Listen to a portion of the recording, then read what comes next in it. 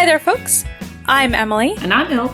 And together, we are Oh My Word, a podcast where we review books, movies, TV shows, and whatever else we feel like to give you a hint at what's going on. If it's appropriate, if it's not appropriate, what it's like violence-wise and language-wise, the content, some of the subtle or not so subtle messaging going on, basically making you informed consumers of media. We clutch our pearls so you don't have to, even though you're always welcome to clutch your pearls with us. We clutch our pearls so you don't have to. Can we please make that our motto?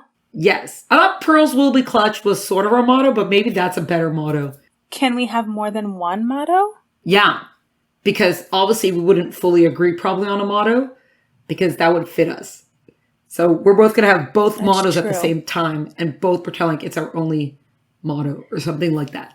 Pearls will be clutched, and we clutch our pearls so you don't have to. You're so good at this. Every once in a while, you just come out with a line that's like so pithy and so perfect. You should be a writer. Oh, thank you. You know what? And that is actually a perfect segue, not for the book we're going to talk about, but for massive news that I need to share, even though you probably know about this already by now, because I've already put this out on all the channels. I recently signed a new deal for a new trilogy. First book coming out, please God, next year, spring 2022. It's going to be sort of like an epic-ish style fantasy, loosely based on the legend of the Pied Piper. So it's not totally like the end of After series, which are fairy tale retellings. This is totally different, totally new universe, and totally different style of storytelling. Because this is a third-person narrative, multi-perspective telling, instead of my usual first-person kind of voice. I need confetti and balloons and air horns and oh my goodness, that is so exciting. Everyone at home, I hope you are applauding and crying and shouting and popping some bubbly right now because that is super exciting news. Hooray! Congratulations. It is exciting. And you could go Hooray! Go to Goodreads and add it to your to-read shelf so that when it comes out, you'll get a reminder for it till the pre-orders come up. And just tell everybody about it. Tell people. Tell people about the new series. Tell people about the podcast. Speak to them about the work we're doing. Yes. Yeah, if you're not speaking to them about anything else, at least you can speak to them about this. Yeah. Don't worry if you've never met the person before and you just bumped into them on the street. You should just speak to them about this stuff anyway. It's not weird. No, people are very open-minded about that kind of thing. Everyone likes being approached by random strangers who tell them about podcasts they should listen to and books they should read. Right? Absolutely. That has nothing to do with why we're in a basement. Okay, we're in a basement because it's smart for us to be in a place away from other people, but we are still communicating with other people. First of all, we talk to each other like all the time. And second of all, we're talking to the great wide world through our podcast. So we're covered, but for everyone else, they need to communicate in person by bumping into strangers. Right. And speaking of communicating with strangers, okay, watch this segue. Today we're going to talk about Ender's Game by Orson Scott Card. And even though the book came out many years ago, it's still such a fantastic read and something that every year there's just a new audience of readers for this book. And the reason why it has to do with communication, because there's a little bit of spoiler alert. Drumroll. Part of the whole thing that Ender, okay, it's a futuristic world, kind of a dystopian sort of world where the Earth and humanity, well, it's not just Earth because they're also up in space. So it's a sci-fi, and humanity is being attacked by, they call the aliens buggers. They're coming to attack, and this war has been going on for forever, and they're trying to train kids, for whatever reason, to fight against the bugger. And they recruit them, they try to find the brightest of the brightest and all the really smart kids. And one of these kids one day is basically going to be the savior, is going to save everybody by fighting off the buggers. Right? And eventually that's Ender, and the way they train them is they play all these sort of games, in their like training kind of games, to teach them how to beat them. But eventually, like at the most intense moments, when they have to go through their most intense training, like final tests, they find out that it actually wasn't actually a test, but it was actually the war that was actually being fought. So that is bad communication, but they thought necessary communication so that Ender and his teammates wouldn't know that they were actually in the fight, and they thought instead it was just part of like the strategy games they were playing. See how that segue worked? You know what? That's not where I was anticipating that segue going. Because I was going to give you a gold star for that segue. Elle has a whole chart with gold stars. She's been doing incredible on her segues recently. Now I'm thinking a silver star because that was a huge spoiler. Sure. And I understand that the book came out in 1985. So at this point, like, spoilers are going to happen. Like, we know that Darth Vader's Luke's father. Like, these are just things that, look, these are just things that you know if you're around because things are old. But, spoiler alert, we're going to have to put that in the notes.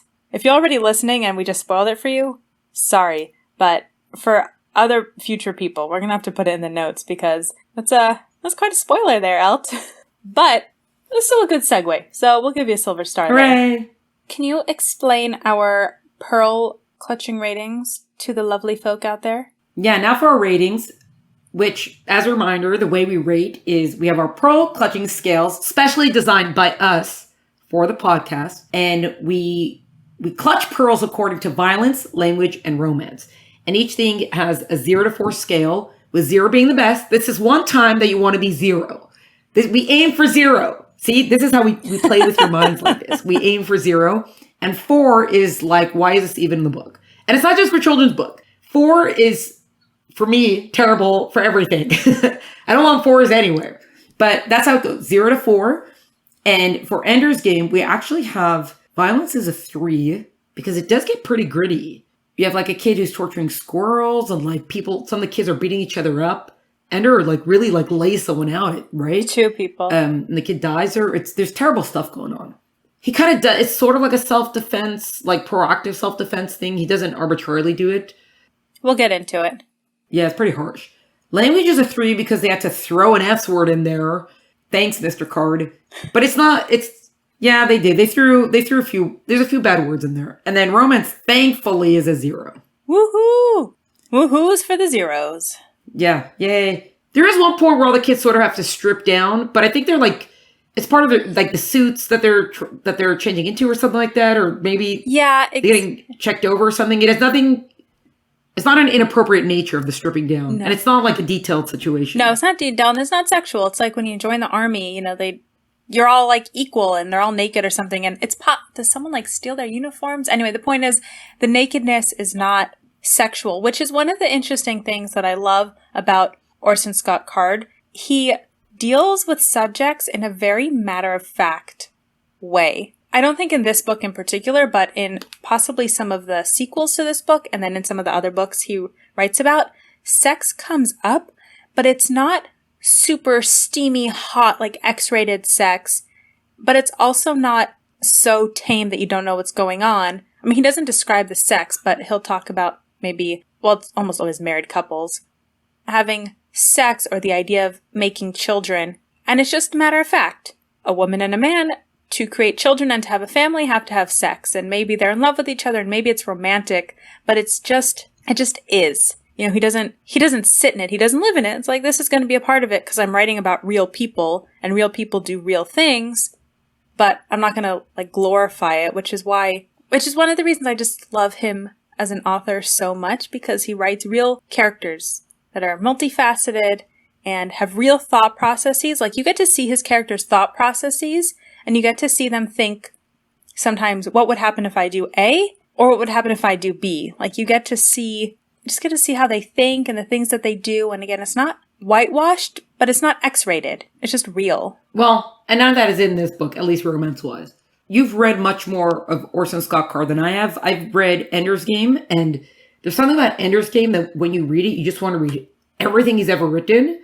And while his other work is also very good, or at least I read Ender's Shadow, which is kind of like a companion series to Ender's Game. Because Ender's Game itself, there's another 3 books in the series. Even though now we're going to speak about the first one is the most famous, basically, because it's the one that resonated, I think, the most with such a broad audience, as far as age range-wise. So Ender's Shadow is also very good, but there's something about Ender's Game that you can't describe it. There's some sort of magic. And even, I know from people that I've recommended it to, one person who I recommended it to was just, I have to read all the books in the series, whatever, and I warned her, I said, it's not going to be the same as Ender's Game. Like, they're going to be good, but it's not going to be the same. And she came back afterwards like, yes, I did like that, but it's true. It's not the same as Ender's Game. I think because he's a good author. So whatever he writes is good, but Ender's Game was unique. Like we said, the soldiers in this war are children because the world government has decided that to create the best soldiers, they need to start when they're young and really see the kids and figure out who has the skills that they need. And his writing style, all of these things that once you read other books of his, you get used to and you just say, oh, this is a good writer. When you read it the first time in Ender's Game, plus he creates this whole world and he describes the battle scenes and the training scenes, which, by the way, I can't picture in my head for the life of me because they're upside down, but they're floating or something. It's very confusing. But yes, there's just this book I think is so different. But the other books, like The Speaker for the Dead, is really good, but that's more of a morality play. It happens to be in space. It happens to involve Ender, but you could have put a similar story in Earth in 2021. And Ender's Shadow is also really good, but you already know the story of Ender's Game when you're reading Ender's Shadow. So nothing's new, you just see it from a slightly different perspective. Maybe. It's also true that sometimes there's just books that hit a certain magic and there's not... Yeah. You can't really explain why. It's just like, you just hit the magic in that one. That's true. It's actually, the one that I read at Orson Scott Card has a full foreword in it, which I highly recommend finding the edition that has his foreword in it. I don't remember what year it was printed. I don't know if it was a 10th anniversary or 15-year anniversary or something like that, where he writes, wow, I can't believe this book resonated so strongly. I never thought it would. Like, obviously, every writer wants their books to just live on. But in general, you should read author forwards. Sorry, just a side. In general, read author forwards. They're usually very interesting. But this one, Orson Scott Card's a few pages, and he talks about how he didn't expect it to resonate so much with kids. So a lot of teens, he got a lot of letters from teens in like advanced classes to say thank you for understanding us, like what it's like to be the smart kid, which he did not anticipate. He writes about how certain critics are like, why is this book such a big deal? There's no literary value to it. And he's like, well, I wasn't setting out to write literary value. I set out to write a book that people can read and understand. So I don't really care what you're saying because I want my book to be understood, not something to pontificate, on. Yeah.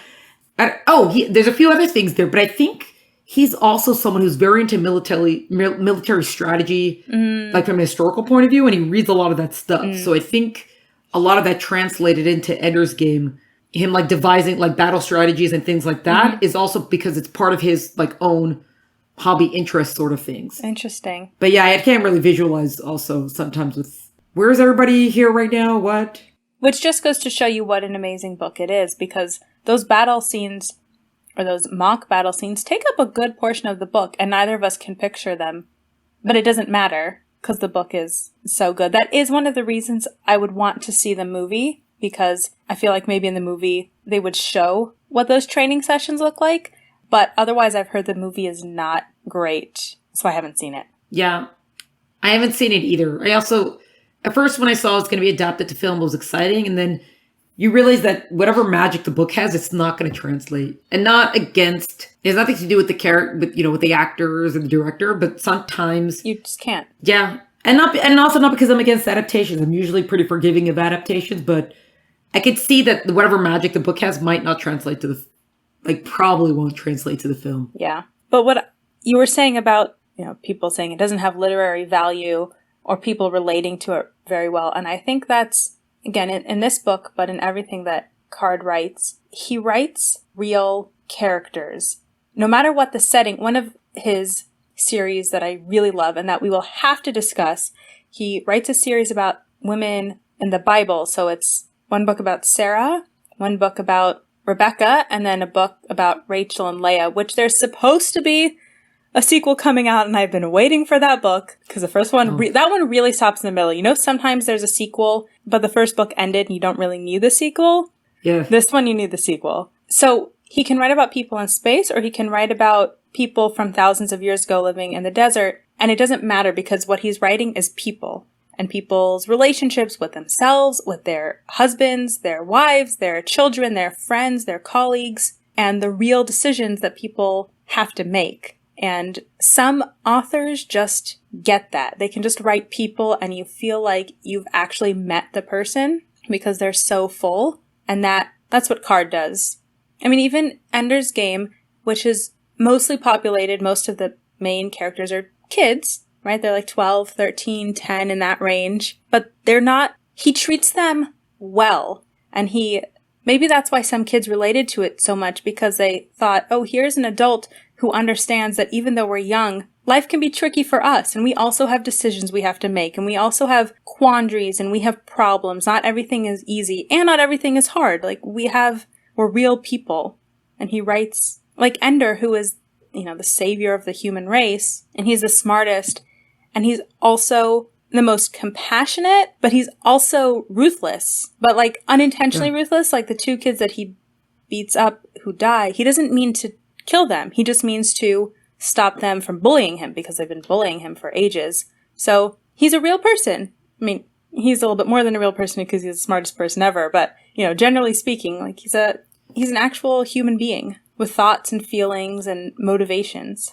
And guilt about certain things. Oh yeah, guilt. Yeah. And it's also funny also because he has siblings. His older brother and sister are also geniuses, but they have they slant a little bit more toward evil genius, because they write these they try to rile up Earth with these political essays or something. Well, I think they're the yin and yang.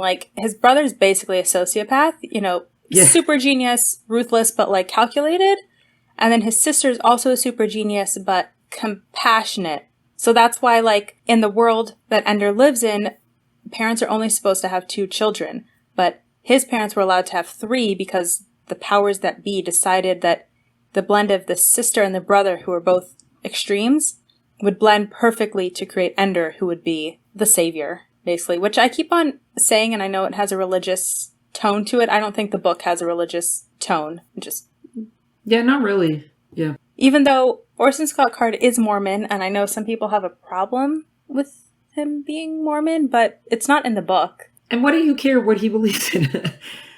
People are weird, and they care. Yeah, whatever. Especially because his writing is just his writing. He's not trying to proselytize or anything. No, not at all.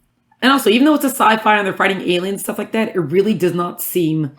Like you're saying with the people, the characters really do seem to be primary, and the sci-fi stuff it's just part of the setting almost. It does seem secondary, even thirdary to the story. Tertiary, I believe, is the word you're looking for. Okay.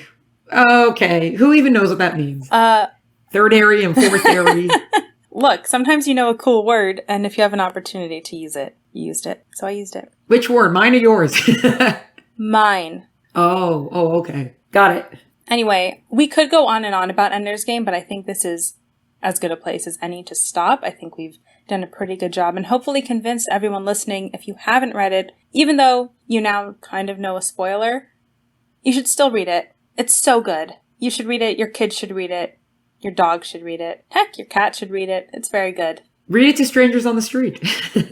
Beautiful. Oh, we could all come together through Ender's Game. It'd be so beautiful. All right, well, thank you so much for listening. Remember, when you have an opportunity to, maybe subscribe to the podcast, share it with a friend, write a review, give us 5 stars, give us 5 gold stars, like Elt gets gold stars for her good segues. Right. And follow us on Instagram. Oh My Word Podcast, we're there as well, and we post lots of fun stuff there. And we tell you some of the stuff that we're up to and some of the stuff we're reading. And we have our episode reveals there and our follow-ups. All that kind of stuff. You can send us a message there if you have a question about something we've talked about or something you think we should cover. We will definitely take your recommendations under advisement. And that's all we can say about that. That is all we can say about that. And on that very Forrest Gumpian ending, we shall end this episode. Thank you so much for listening, folks. Catch you later. Cheers. Thank you so much for listening to this week's episode of Oh My Word. We hope you enjoyed it. If you did, make sure to subscribe and write a review. And please share the show with your friends. If you didn't like it, you can share the show with your enemies. Please also follow us on Instagram at Oh My Word Podcast. There we post episode updates, our ratings for each book, and also our personal reading recommendations. Music for the show is by Tim Burke. Editor is Gabriel Yaffe. We'll see you next week.